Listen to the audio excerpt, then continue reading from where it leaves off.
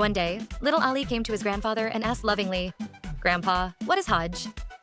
Grandpa smiled warmly, sat Ali on his lap, and gently replied, "My dear, Hajj is the fifth pillar of Islam. It's a very special form of worship that is obligatory once in a lifetime, but only for those who are able to make the journey." Ali's eyes lit up with curiosity. "How do we know who it's for, Grandpa?" Grandpa picked up the Quran and opened it. Allah says in the Quran, "Pilgrimage to the house is a duty owed to Allah by those who can find a way to do it."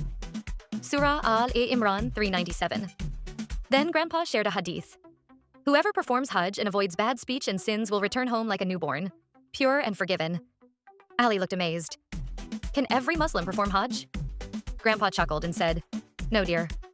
Hajj is only obligatory on Muslims who are adults, mentally sound, healthy, and have enough money to travel. And if it's a woman, she must travel with a mahram, a close male relative." Ali thought for a moment and asked, "But why did Allah make Hajj compulsory?" Grandpa took his hand gently and said, "Because Hajj teaches us good manners, patience, unity, and deep love for Allah. Imagine, people from all around the world, rich and poor, all wearing simple white clothes, praying side by side as equals." Ali then asked, "Did our Prophet, peace be upon him, also perform Hajj?" Grandpa respectfully bowed his head slightly and answered, "Yes, my dear. Our beloved Prophet, peace be upon him, only performed Hajj once in his life. It was called Hajjat ul-Wida, the farewell pilgrimage.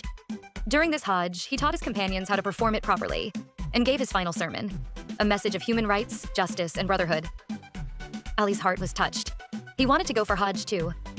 Grandpa pulled out a map and showed him the steps of Hajj using simple cartoon drawings.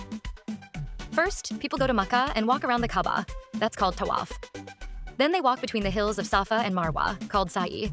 After that, they travel to Mina and stay in tents. Then comes the most important day, the day of Arafah, where everyone makes dua and feels close to Allah. That night, they sleep at Muzdalifah, then throw pebbles at the Jamarat, symbolizing the fight against Shaitan. Finally, they offer Qurbani, a sacrifice remembering Prophet Ibrahim A.S. Ali looked out the window with starry eyes and whispered, "I want to go for Hajj one day, inshallah." Grandpa placed his hand lovingly on Ali's head and said, "Ameen, my child. If you truly wish from the heart, Allah will invite you." Ali's face lit up with hope. He started humming a nasheed softly. "The journey to Kaaba is bright and true, a path of peace for me and you. In Hajj we learn, we pray, we grow. Allah's love begins to show." As the gentle nasheed played, Ali slowly drifted to sleep, a sweet smile on his face, dreaming of becoming a guest of Allah one day. Assalamu alaikum. If you enjoyed this video, don't forget to subscribe to our channel, The Family Vault, and also press the bell icon. Please like and share as well.